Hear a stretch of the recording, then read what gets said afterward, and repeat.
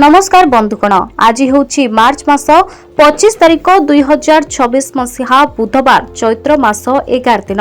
एमिति प्रत्येक दिन राशिफल 10 पूजा टीवी को सब्सक्राइब करंतु, लाइक एवं शेयर करने को जमा भी भूलिबेनि। आसंतु जानिबा आजिर राशिफल विषय। मेष, समस्तंको सांगरे नहीं आगको बढ़िबा निष्पत्ति सफल साब्यस्त हेबो। क्यारियर गढ़िबा लागि भल सुजोग पाइबे। वकिलों को पुराना मकदमारे सफलता मिलिबो।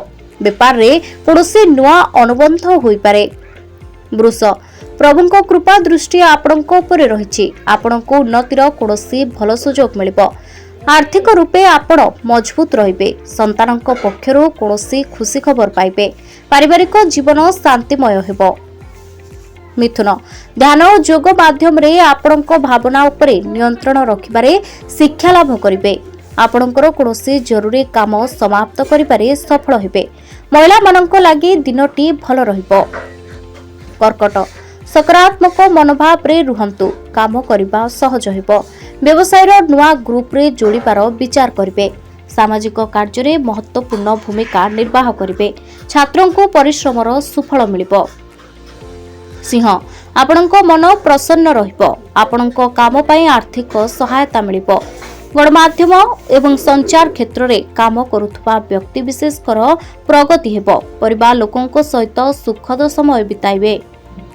कन्या, आर्थिक लाभ पई सुंदर दिनटिए। नुआ परियोजना रे काम करिवे।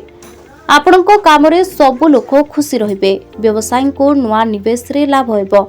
छात्रों मन रे विभिन्न प्रकार कथा घुरी बुलिबो। तुला, कामधंदा मामला रे परिस्थिति बढ़िया रहिबो। इलेक्ट्रोनिक्स व्यवसायी को प्रचुर लाभ मिलिबो।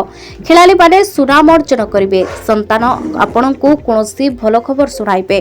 पारिवारिक जीवन सुखमय हेबो। बिछा, निजको ऊर्जावान अनुभव करिवे। कोनोसी अनुभवी व्यक्तिंकर राय आपणको लागि बढ़िया साब्यस्त हेबो। व्यवसाय रे नुआ चुक्ति पत्र हेबो। दाम्पत्य जीवन रे तालमेल और मधुरता बजाय रहिबो। धनु, काम प्रति आपनको उत्साह वृद्धि हेबो। पैसा चिंता दूर हेबो। कलाकार को फिल्म रो सुजोग मिलिबो।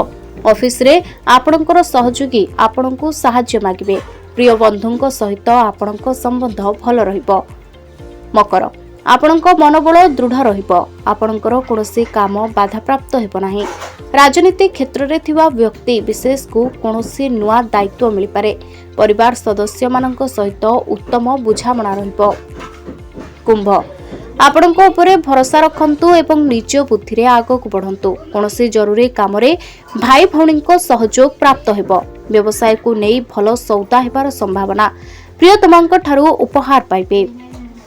मीन, दिनटी आपणको पाई उत्थान पतन लागि रहिबो। व्यवसाय रे प्रतियोगी मनोभाव परित्याग करंतु।